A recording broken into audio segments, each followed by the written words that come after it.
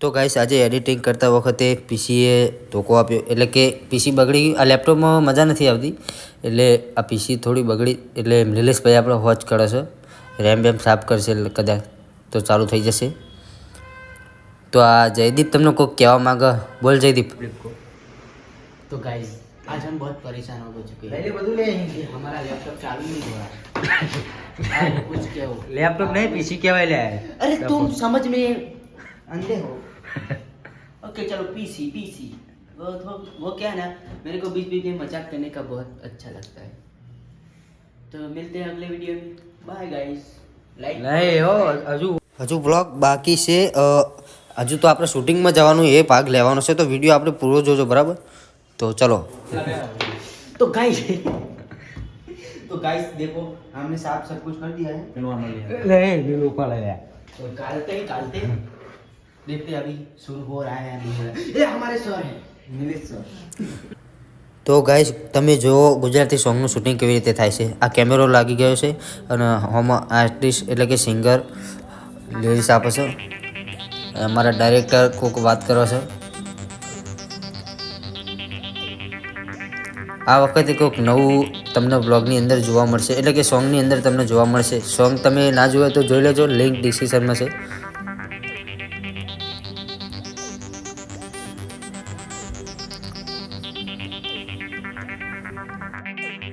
લોકેશન એક નંબર હતું.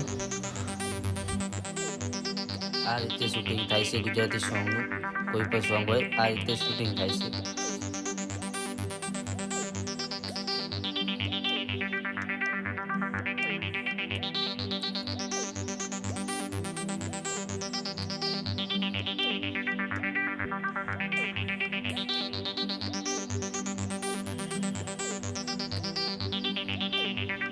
નિલેશભાઈ એમ કહે છે કે તમે ચેનલ લાઈક અને શેર સબસ્ક્રાઈબ કરી દેજો, કારણ કે તમને આવા વ્લોગ જોવા મળશે અમારા આ ચેનલની અંદર, બરાબર?